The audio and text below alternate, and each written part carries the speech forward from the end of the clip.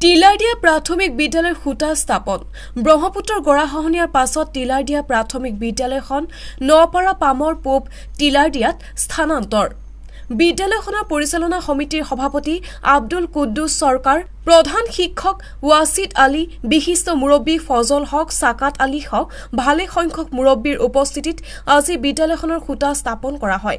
মহাবাহু ব্ৰহ্মপুত্ৰৰ গৰাখহনীয়াৰ কবলত পৰি বিদ্যালয়খনৰ আন্তঃগাঁথনি অতি সংকটজনক অৱস্থাত পৰিছে বুলি উল্লেখ কৰে সভাপতিগৰাকীয়ে ইয়াৰ উপৰিও ছাত্ৰ-ছাত্ৰীৰ ভৱিষ্যতৰ প্ৰতি লক্ষ্য ৰাখি বিদ্যালয়খনৰ শৈক্ষিক দিশ অধিক উন্নত কৰিবলৈ আন্তঃগাঁথনিৰ সাহায্য আগবঢ়াবলৈ চৰকাৰলৈ আহ্বান কৰে সাধাৰণ ৰাইজে এতিয়া আমাৰ এই বিদ্যালয়খন যে আমি স্থানান্তৰ কৰি আনিলো এই বিষয়ে আমি আজি ইয়াৰে মুৰব্বী লৈ আজি উদ্বোধন কৰিলো ইয়াৰ বাবে আমি চৰকাৰৰ ওচৰত প্ৰাৰ্থনা কৰোঁ যে আমাৰ স্কুলখনত যাতে অলপ সহায় সহযোগ কৰে অভাৱটো আমাৰ এইখন স্কুলৰ ভাঙি চিঙি আনাত বহুত অভাৱ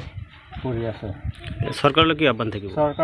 চৰকাৰে যাতে আমাৰ এই স্কুলখনক অলপ সহায় কৰে আৰ্থিক সাহায্য দিয়ে তাৰ বাবে আমাৰ ৰাইজৰ ফালৰ পৰা মই অনুৰোধ কৰিছোঁ এইখিনি জেগাত নপাৰা পাম বিদ্যালয়খনৰ নাম কি